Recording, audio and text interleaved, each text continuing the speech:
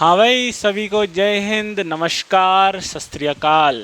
तो welcome to अधिगम learning and this is video number 3 of 90 days 90 concepts. तो आज की वीडियो होने वाली है हमारे बहुत ही प्यारे टॉपिक से, वो होने वाली है सेट्स की।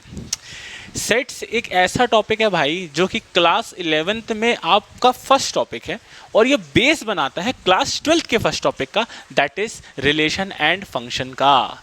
जब तक आपको सेट समझ में नहीं आएगा ना तब तक आप रिलेशन और फंक्शन को नहीं अच्छे से समझ सकते। तो ये बहुत ही इंपॉर्टेंट टॉपिक है।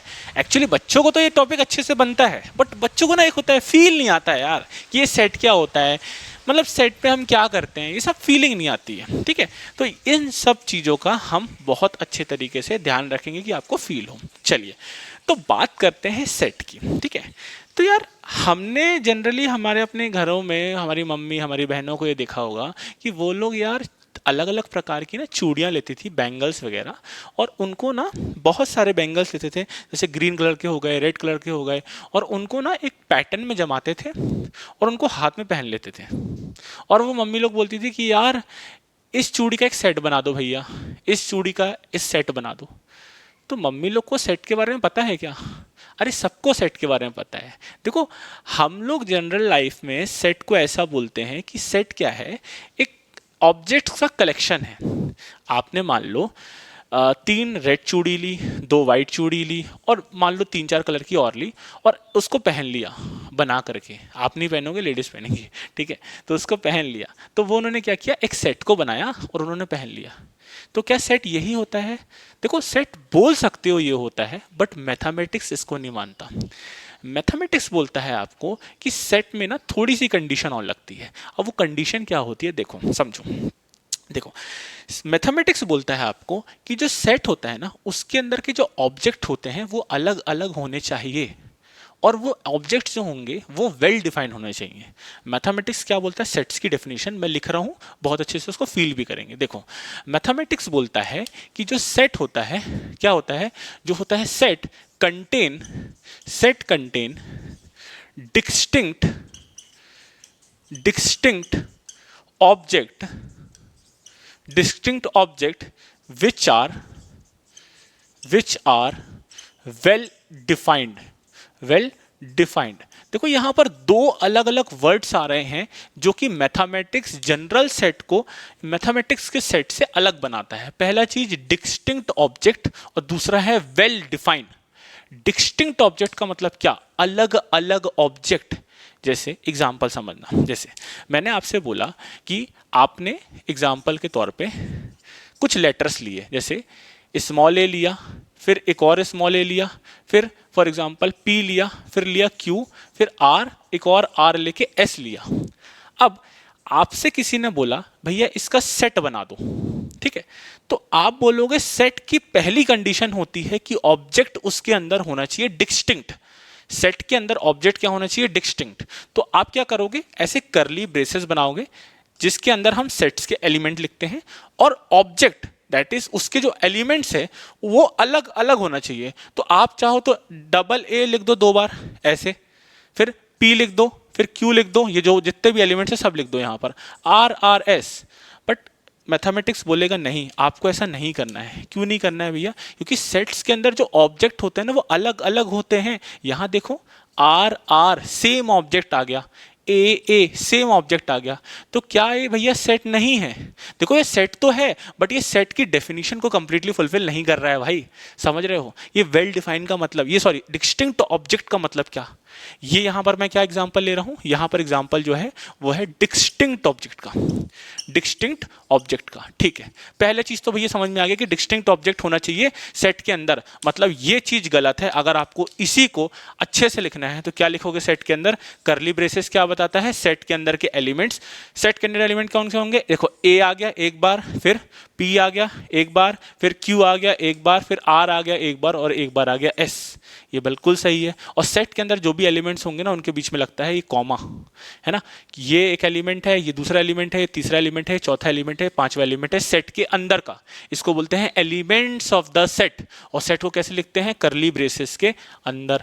क्या इतना समझ में आया कि भैया डिस्टिंक्ट ऑब्जेक्ट क्या होता है? ठीक है। सेट की दूसरी कंडीशन होती है कि जो सेट होता है ना वो होंगे, उसके अंदर के ऑब्जेक्ट जो होंगे वो होंगे वेल डिफाइंड। अरे वेल डिफाइंड का मतलब क्या? देखो वेल डिफाइंड का मतलब ऐसे समझो कि वो यूनिवर्सली ट्रू हैं। जैसे जैसे मैंने आपको बोला कि भैया आप 10 बेस्ट क्रिकेटर का एक लिस्ट बना दो, 10 बेस्ट क्रिकेटर। तो एक इंसान के लिए 10 बेस्ट क्रिकेटर अलग होंगे, दूसरे इंसान के लिए 10 बेस्ट क्रिकेटर अलग होंगे। तो क्या वो बेस्ट क्रिकेटर की जो लिस्ट बन रही है वो वेल डिफाइंड यूनिवर्सली लिस्ट बन रही है? नहीं नहीं नहीं नहीं, वो बेस्ट क्रिकेटर की लिस्ट नहीं बन रही है। बट अगर मैं आपसे या दुनिया के किसी भी व्यक्ति से बोलूं भैया आप मुझे एक लिस्ट बना के दो इंग्लिश अल्फाबेट के ववल्स की, किसकी? इंग्लिश अल्फाबेट के ववल्स की, तो आप बोलोगे या फिर दुनिया में कोई भी व्यक्ति बोलेगा कि वोवेल्स क्या होते हैं? वोवेल्स कितने होते हैं? वोवेल्स क्या होते हैं बताओ? वोवेल्स क्या होते हैं? ये होते हैं A E I O U। और दुनिया में कोई भी व्यक्ति होगा ना तो वो व्यक्ति बोलेगा कि यही वोवेल्स होते हैं। क्या वोवेल्स वेल डिफाइन है? वेल डिफाइन का मतलब होता है विच इज यूनिवर्सली ट्रू। आंख बंद करके व्यक्ति कुछ भी बोले वो यूनिवर्सली ट्रू होगा, है ना, उसी को बोलते हैं वेल डिफाइन। चीज समझ में आई? जैसे एक एग्जांपल और लेता हूं मैं आपसे, ठीक है। आपसे अगर किसी ने पूछा कि भैया आप इवन नंबर्स बताओ जो 10 से कम है, तो एक व्यक्ति था चिंटू, एक व्यक्ति था चिंटू और एक व्यक्ति था पिंटू, ठीक है। एक व्यक्ति था चिंटू और दूसरा व्यक्ति था पिंटू। चिंटू से सवाल पूछा गया कि भैया इवन नंबर जो कि 10 से कम है उसकी लिस्ट बता दो। तो उसने बोलेगा इवन नंबर 2 है, फिर इवन नंबर 4 है, फिर 6 है, 8 है। 10 से कम बोला था तो ये 4 बताएगा। फिर पिंटू ने क्या बोला? पिंटू ने भी बोला भैया 2 होगा, 4 होगा, 6 होगा, 8 होगा। अब जब दो अलग अलग इंसान से क्वेश्चन पूछा गया और उनका आंसर सेम आ रहा है, क्यों? क्योंकि ये यूनिवर्सल ट्रू है ना। इवन नंबर 10 से कम वाले यही होते हैं। आप इस पे 3 नहीं डाल सकते हो। नहीं, क्यों नहीं डाल सकते हो? क्योंकि वो इवन नंबर है नहीं ना। तो ये वेल डिफाइन हुए कि नहीं हुए? तो सेट क्या होता है? सेट की सेकंड कंडीशन फुलफिल हो गई। कौन सी? ऑब्जेक्ट जो होंगे ना वो वेल डिफाइन होंगे। ऑब्जेक्ट जो होंगे वो क्या होंगे? Well define. अच्छा, जैसे किसी ने एक एग्जांपल पे आपसे पूछा, जैसे एग्जांपल है आप ये बताना कि ये सेट है कि नहीं, ठीक है। जैसे सेट ऑफ 3 बेस्ट कलर बता दो भाई। Set of 3 best colour. तो एक इंसान आएगी, उस इंसान का नाम होगा पिंकी, है ना। एक इंसान आएगी, उसका नाम होगा पिंकी। पिंकी ने क्या बोला कि मेरे लिए तो ब्लू अच्छा है ना, मेरे लिए तो ग्रीन अच्छा है और मेरे लिए तो फॉर एग्जांपल ब्लैक अच्छा है, ठीक है। और दूसरी इंसान आएगी क्या? चिंकी, ठीक है। चिंकी आई, चिंकी ने क्या बोली? भैया मुझे तो पिंक अच्छा लगता है, ठीक है। फिर मुझे ब्लू अच्छा लगता है, फिर मुझे ग्रीन अच्छा लगता है। अरे तो ये 3 बेस्ट कलर का जो एग्जांपल था, किसी ने इसका सेट बनाने को बोला, तो ये पिंकी और चिंकी ने अलग अलग एलिमेंट्स को अपने हिसाब से डाला। देखो सेट के अंदर एलिमेंट तो डिस्टिंक्ट है, फर्स्ट कंडीशन फुलफिल हो रही है, बट क्या सेकंड कंडीशन फुलफिल हो रही है? नहीं। कौन सी कंडीशन? वेल डिफाइन वाली कंडीशन फुलफिल नहीं हो रही है। तो ये जो एग्जांपल है, this is not a set, है ना, this is not a set. तो सेट क्या होता है एक्चुअली? मैथमेटिक्स क्या कहता है सेट के बारे में? आई थिंक आपको बहुत अच्छे से क्लियर हो रहा होगा। क्या क्लियर हो रहा है? होना चाहिए क्लियर। चलिए थोड़ा सा आगे बढ़ते हैं। अब हम देखते हैं सेट के अंदर के कुछ एलिमेंट्स, ठीक है। जैसे मैंने यहाँ पर एग्जांपल लिया था वोवेल्स वाला, ठीक है। तो सेट को ना हमेशा लिखते कैसे हैं? देखो सेट को हमेशा कैपिटल लेटर से लिखा जाता है, ए। जैसे मान लो ये क्या है? Set A. क्या पढ़ेंगे इसको? सेट ए। उसके अंदर एलिमेंट्स क्या है? वोवेल्स वाली बात कर रहा हूं। क्या है? ए है, ई है, आई है, ओ है, यू है। तो ये सब क्या है? These are elements of set. किसके सेट के? ए के। Set A equal to AEIOU, इसको ऐसा पढ़ा जाता है, ठीक। अच्छा, ये ए क्या है? Element of set A. E क्या है? Element of set A. ऐसे ही ये सारे एलिमेंट्स हैं, ठीक है। इन एलिमेंट्स को लिखने का एक तरीका और होता है। क्या ये मैं बोल सकता हूं ये जो स्मॉल एलिमेंट ए है ये इस सेट का हिस्सा है? या मैं कैसा बोल सकता हूं ये जो ए है ये इस ए पे बिलोंग कर रहा है, आई भी बिलोंग कर रहा है, ओ भी बिलोंग कर रहा है किस पे, ए पे। तो इसको ऐसे बोलते हैं, जो ए है बिलोंग्स टू ए। ये क्या लिखा है भाई, ये लिखा है A belongs to, A belongs to A, है ना। ए क्या है भाई, ये भी सेट है। ये क्या है, दिस इज एलिमेंट। ठीक है, देखो दो अलग अलग चीज है, element A belongs to set A. क्या ये समझ में आया, सेट कैसे लिखते हैं, सेट के अंदर के एलिमेंट्स कैसे आएंगे, इतना आई थिंक समझ में आ चुका होगा। अब सेट को लिखने के दो तरीके होते हैं। देखो अभी भैया आप क्या कर रहे थे, आपने ना सेट को लिया और सेट के अंदर के पूरे एलिमेंट दिख रहे हैं साफ साफ।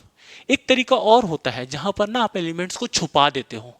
ठीक है, तो सेट को लिखने के दो तरीके। पहला तरीका जिसपे आप एलिमेंट्स को ना दिखा दोगे कि ये एलिमेंट ऐसा रखा है, जैसे मैंने बोला 1 2 3 4 5, 5 नंबर्स के सेट बना दो। तो आपने क्या किया, उसमें पूरा एलिमेंट्स लिख दिया, रख दे 1 2 रख दे 3 रख दे 4 रख दे 5 रख दे। जैसे कि इन पांचों एलिमेंट्स को रख के आपने करली ब्रेसेस के अंदर डाल दिया ना, तो एक तरीके का रिप्रेजेंटेशन हो गया सेट का ये।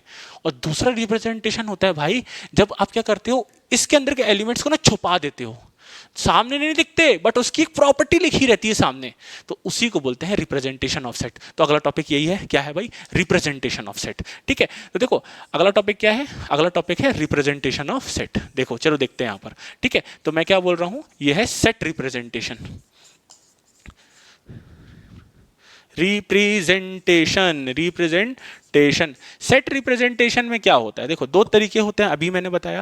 देखो पहला तरीका जो होता है उसको हम बोलते हैं कौन सा फॉर्म, रोस्टर फॉर्म। क्या बोलते हैं, रोस्टर फॉर्म। रोस्टर फॉर्म, इसी का ही दूसरा नाम होता है टैब्यूलर। क्या होता है, टैब्यूलर फॉर्म। ठीक है, दूसरा जो तरीका होता है उसको बोलते हैं हम क्या, सेट बिल्डर फॉर्म। ठीक है, क्या बोलते हैं, सेट बिल्डर फॉर्म। अभी मैंने एक्सप्लेन किया आपको। देखो जब आप एलिमेंट्स को साफ साफ लिख दोगे ना, एलिमेंट्स जब लिख दे जाएंगे टेबल के फॉर्मेट में, तो उसको बोलेंगे कौन सा, tabular form, roster form.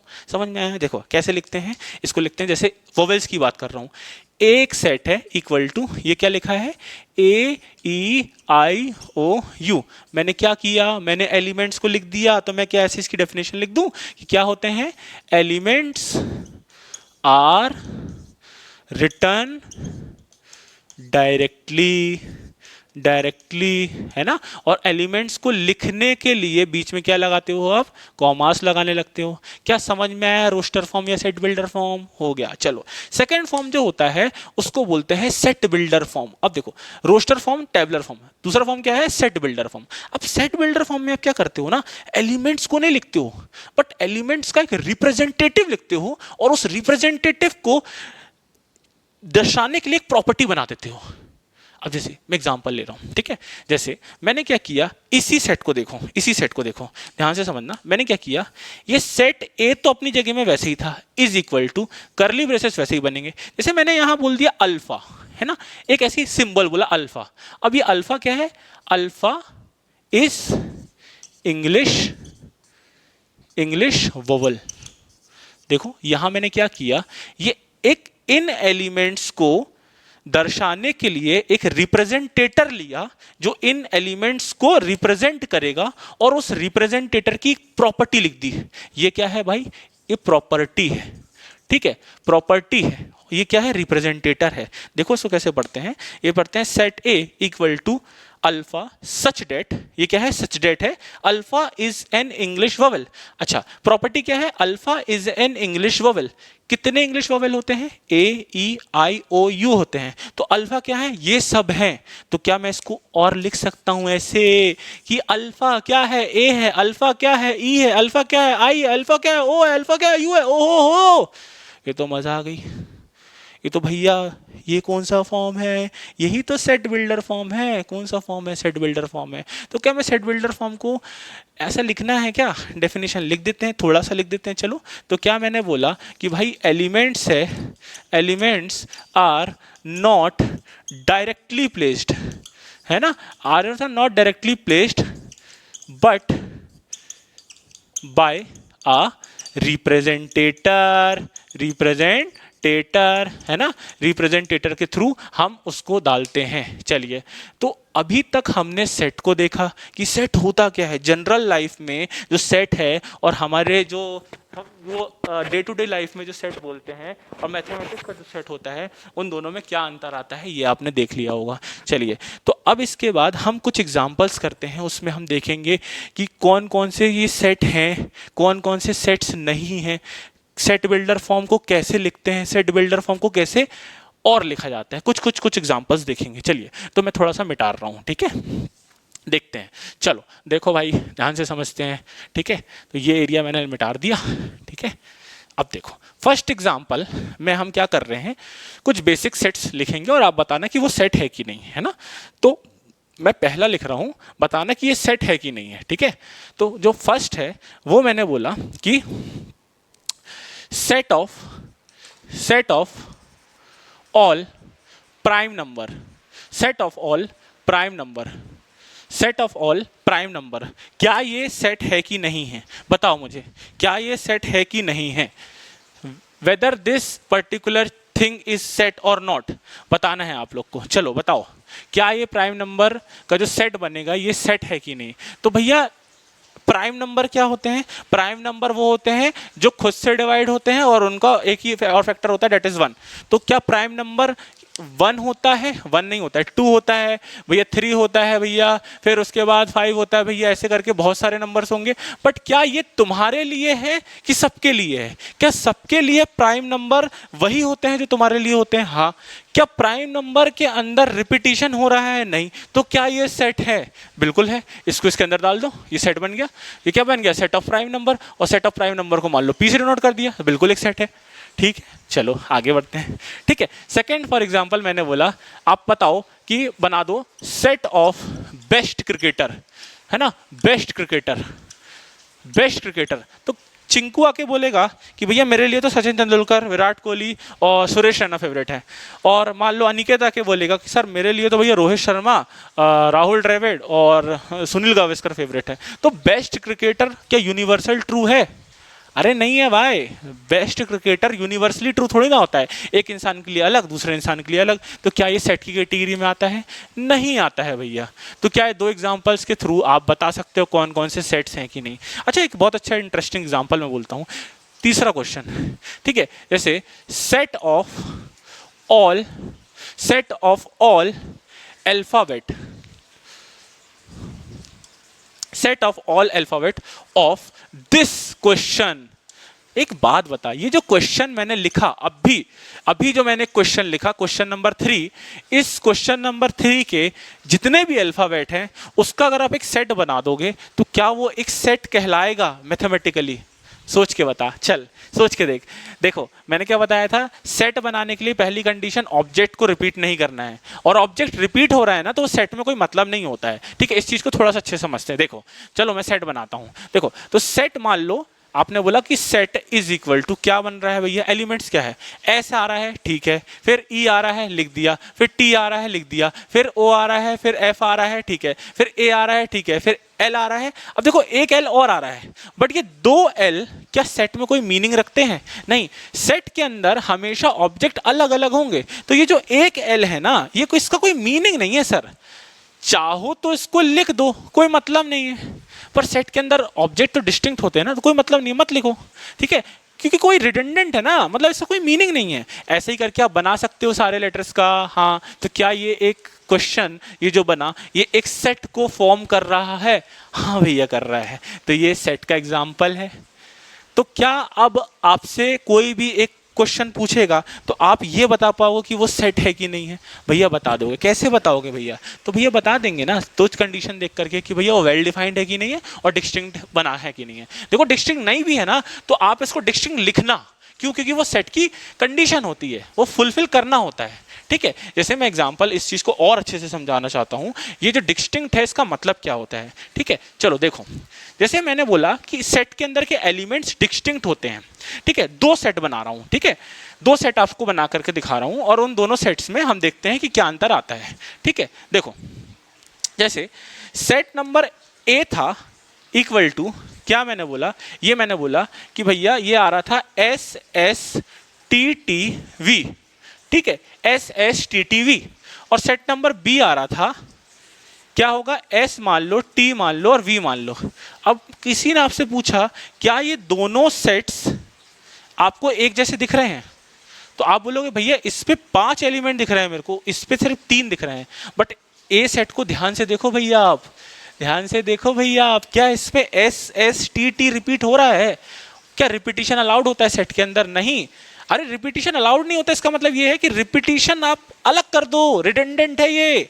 Redundant है इसका मतलब ये है कि इस सेट को आप ऐसा भी लिख सकते हो, कैसा, एस को एक बार लिख दे, टी को एक बार लिख दे, वी तो एक बार था ही था, एस टी वी, तो सेट ए और सेट बी मेरे को तो सेम दिख रहे हैं भैया, S T V S T V.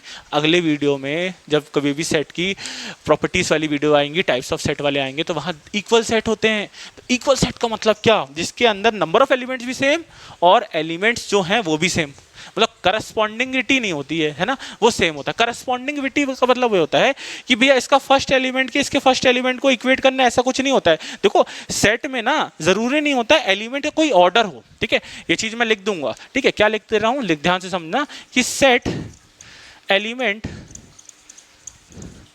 Order is not important. मतलब क्या, मतलब ये कि एक सेट लिखा है एस टी बी, इसी सेट को मैं लिख सकता हूं वी टी एस, इसी सेट को मैं लिख सकता हूं टी वी एस। क्या लिख सकता हूं, बिल्कुल, देखो ये तीनों सेट्स बराबर हैं, बस मैंने क्या किया है, एलिमेंट्स को इधर उधर कर दिया है। सेट तो बराबर है, सेट के अंदर एलिमेंट इधर उधर कर सकते हो, सेट के अंदर एलिमेंट्स एक जैसे एलिमेंट्स नहीं रखते। क्यों नहीं रखते, रिडंडेंट है ना, मतलब ही नहीं है इसका। चूड़ियों के सेट थोड़ी ना बना रहे हो, ठीक है, फल का सेट थोड़ी ना बना रहे कि दो भैया ड्राई फ्रूट की दुकान में गए, बोले ड्राई फ्रूट का सेट बना दो, तो भैया जी ने आधा किलो काजू रखा, आधा किलो बादाम रखा, आधा किलो क्यों रखवाना है, एक काजू एक बादाम, that's it, that is a set. हमारे लिए 20 बादाम और 20 काजू सेट नहीं होता मैथमेटिक्स वालों के लिए। हमारे लिए क्या होता है, एक बादाम, एक काजू, एक किशमिश, एक पंपकिन सीड, एक ये वाला सीड, ऐसे कर करके हम सेट बना देंगे। समझ रहे हो क्या, ठीक है। तो ये आपने अभी देखा कि सेट्स का कुछ बहुत बेसिक। चलिए अब हम आगे थोड़ा सा बढ़ रहे हैं और उस पर हम देखते हैं कि भैया रोस्टर फॉर्म और सेट बिल्डर फॉर्म का थोड़ा सा कन्वर्जन, एक दो क्वेश्चन करेंगे और कन्वर्जन हम समझ जाएंगे। तो आप इस वीडियो के बाद जो 11th क्लास का फर्स्ट चैप्टर है सेट्स, उसकी जो फर्स्ट एक्सरसाइज है ना, उसको आप खोल के देखना, आप आसानी से कर जाएंगे। क्लास 10th में या क्लास 9th में भी सेट्स का क्वेश्चंस आते हैं, तो अगर कोई व्यूअर्स क्लास 9 10th का इस वीडियो को देख रहा है, उसके लिए भी ये वीडियो बहुत ज़्यादा हेल्पफुल रहेगी, ठीक है। तो चलिए आगे बढ़ते हैं, ठीक है। अब क्या है, क्वेश्चंस कर रहे हैं किससे रिलेटेड, हम कर रहे हैं questions related to set builder form and roster form. चलिए देखते हैं क्वेश्चन, ठीक है। देखो कुछ क्वेश्चंस करवाते हैं आपको। देखो भाई, तो मैंने आपसे क्या बोला, I said it to you कि भाई जैसे मान लो आपका एक क्वेश्चन आ रहा है, ठीक है, मैं क्या कर रहा हूं, मैं पहले लिख रहा हूं आपके सेट बिल्डर फॉर्म पे इक्वेशन, आप उसको रोस्टर फॉर्म पे कन्वर्ट करेंगे, ठीक है। चलो क्वेश्चन क्या है, तो क्वेश्चन लिख रहा हूं मैं, क्वेश्चन क्या है, रोस्टर फॉर्म पे a is equals to set a is equals to x such that x जो है वो 5 से बड़ा और 10 से छोटा, और जो x इज क्या है, मान लो प्राइम है, ठीक है। दो कंडीशन रखी, कौन कौन सी, पहली x कैसा एलिमेंट है, 5 से बड़ा, 5 के मतलब 5 और 10 के बीच में है, और x प्राइम भी है, ठीक है। तो 5 और 10 के बीच में कौन कौन से नंबर हो सकते हैं, चलो रफ वर्क में 5 और 10 में के बीच में कौन कौन से नंबर हो सकते हैं, तो x फर्स्ट कंडीशन के हिसाब से x हो सकता है क्या, x हो सकता है 5, 6, 7, 8, 9, 10। देखो फर्स्ट कंडीशन यही बोलती है, ये है आपकी फर्स्ट कंडीशन, ये वाली फर्स्ट कंडीशन दिखा। सेकंड कंडीशन देखो ये वाली है, ये सेकंड कंडीशन है, ठीक है। तो सेकंड कंडीशन क्या है, प्राइम। अब प्राइम किसके किसके बीच में, 5 और 10 के बीच में। तो 5 और 10 के बीच में प्राइम क्या होता है, 5 is a prime number, yes. 7 is a prime number, yes. क्या 8 और 9 10 प्राइम नंबर है, नहीं। तो 7 और 8 ही प्राइम नंबर होते हैं। तो इन दोनों का मैं बोलूंगा कॉमन क्या आ रहा है, तो भैया 5 और 7 इस पे भी है, 5 और 7 इस पे भी है। तो सेट ए क्या बन गया, तो सेट ए आपका बन गया कुछ ऐसा, अरे बन गया कि नहीं बन गया, 5, 7। अरे बन गया ना सर, बन गया ना। तो क्वेश्चन किस पे था? सेट बिल्डर फॉर्म में। तुमने किस पे कन्वर्ट कर दिया? टेबुलर फॉर्म में। कर लोगे क्या इस टाइप के क्वेश्चन को? चलो एक क्वेश्चन और करते हैं, ठीक है। एक क्वेश्चन, लास्ट क्वेश्चन। देखो क्वेश्चन क्या है, क्वेश्चन आपसे बोला किसी ने, एक सेट है B is equal to P such that P जो है is even and divisible by for example 3, ठीक है। P इवन भी हो और P 3 से भी डिवाइड हो। तो इवन और 3 से डिवाइड होने वाले कोई नंबर होते हैं क्या? तो भैया आप पहले रफ्वर बताओ। पहली कंडीशन मैंने बोला P इवन है, दूसरी कंडीशन P 3 से डिवाइड हो रही है। तो P पहली कंडीशन के हिसाब से P क्या होगा भैया? तो P इवन है, तो इवन कहाँ से? 2 होता है, 4 होता है, 6 होता है, 8 होता है, 10 होता है, 12 होता है, ऐसे ही 15 आएगा, सॉरी ऐसे ही 14 आएगा, 16 आएगा और 18 आएगा, ऐसे करके जाते जाएगा लंबा सा। सेकंड, दूसरी कंडीशन क्या है? P जो है वो 3 से डिवाइड हो रहा है ना। तो P क्या हो सकता है? 3 से डिवाइड होने वाली नंबर्स 3 हो सकते हैं, 6 हो जाएगा, 9 हो जाएगा, 12 हो जाएगा, 15 हो जाएगा, 18 हो जाएगा, और ऐसे करके आप आगे बढ़ सकते हो। अच्छा मुझे बताओ इन दोनों में कॉमन क्या आ रहा है? देखो लिखा है एंड, यहाँ और नहीं लिखा है। एंड का मतलब होता है दोनों का इंटरसेक्शन लेना है। अगले वीडियो में हम देखेंगे सेट का इंटरसेक्शन कैसे लेते हैं, या फिर मैं बोलूँ वेन डायग्राम का इंटरसेक्शन कैसे लेते हैं। अभी समझना, दोनों को क्या लेना है? इंटरसेक्शन। इंटरसेक्शन का मतलब तो कॉमन चीजें, ठीक है। तो देखो कॉमन क्या दिख रहा है मेरे को? तो 6 दिख रहा है कॉमन, यहाँ पर भी 6। फिर आप बोलोगे भैया हाँ 18, मतलब कहीं ना कहीं 6 के मल्टीपल दिख रहे हैं सर। 12 भी दिख रहा है, ओहो देखो देखो देखो, 12 भी दिख रहा है। 6 दिखा, 12 दिखा, 18 दिखा, अगला क्या होगा? 24, अगला क्या होगा? 30। तो सेट बना देगा भैया, तू बना देगा ना सेट। बी कितना आ रहा है भैया? तो 6 होगा, 12 होगा, 18 होगा, 24 होगा, 30 होगा, ऐसे ऐसे लिख सकता है। अबे ये कौन सा फॉर्मेट है? ये तो तूने टेबुलर फॉर्मेट में लिखा है। क्या तू इस सेट को सेट बिल्डर में लिख सकता है? लिख सकता है कि नहीं लिख सकता? देखना देखना, एलिमेंट्स क्या है? 6 के मल्टीपल है। चल लिख के देखते हैं, ठीक है। तो मैं बोला B इज इक्वल्स टू एक एलिमेंट कोई भी मान ले कैपिटल X सच डेट क्या? X is multiple of 6। ओहो हो, मतलब भैया आपने चालू तो यहां से करे थे, आप सेट को देखो कहां ले आए। क्या ब्यूटी है मैथमेटिक्स की। 2 अलग अलग क्वेश्चन जिनका आंसर सेम है, समझ रहे हो कितना? अब इसको देख के थोड़ा कॉम्प्लेक्सिटी लग रही होगी, बट ये देखो इसका तो तुम ऐसे ही बना लेते कि नहीं बना लेते। तो I think in this video जितना भी हमने सेट पढ़ा, सेट को फील किया, बहुत बेसिक से उस सभी चीज़ों को आपने मतलब फील करा होगा और सेट को एंजॉय किया होगा। तो ये 3rd वीडियो थी हमारी 90 डेज 90 कॉन्सेप्ट्स की, ठीक है। 4th वीडियो में भी हम एक न्यू कॉन्सेप्ट लाएंगे इसी एनर्जी के साथ और मस्त कॉन्सेप्ट्स को फील करेंगे, ठीक है। और अगर आपने पहले की वीडियोस नहीं देखी हैं तो उनको जाके प्लीज़ देखिए, चैनल को सब्सक्राइब कीजिए and share to the need ones, ठीक है। अंटिल देन, जय हिंद, जय भारत।